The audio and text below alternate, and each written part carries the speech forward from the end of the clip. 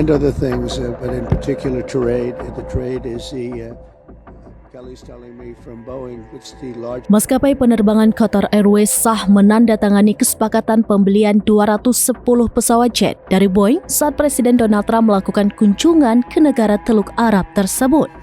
Hal itu turut dikonfirmasi langsung oleh CEO Boeing, Kelly Ortberg, pada Rabu 14 Mei 2025. Dalam keterangan resminya, Ortberg mengatakan bahwa kesepakatan bernilai 200 miliar dolar Amerika Serikat itu ditandatangani dan disaksikan langsung oleh Trump bersama Qatar Sheikh Tamim bin Hamad Al Thani. Adapun daftar pesawat jet yang diborong Qatar, di antaranya ada 30 unit Boeing 787 Dreamliner dan 30 unit 777X. Serta opsi untuk 50 pesawat tambahan yang semuanya dilengkapi dengan mesin Gen X buatan GE Aerospace, menjadikan ini sebagai kontrak mesin terbesar dalam sejarah Boeing.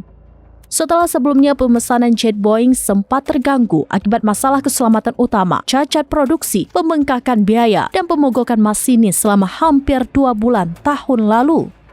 Ditambah munculnya aksi boikot akibat penangguhan dari negara China sebagai tanggapan atas pemberlakuan tarif Amerika Serikat bulan lalu. Rencananya pesawat jet 777X baru mulai dikirimkan pada tahun 2026, 6 tahun terlambat dari jadwal lantaran masih dalam tahap pengembangan. Mengingat 777X menjadi salah satu pesawat Boeing yang paling laris dipesan mitra. Adapun menurut buku catatan Boeing, sejauh ini sudah ada 521 pesanan 777X dan 828 pesanan 787 per 30 April 2025.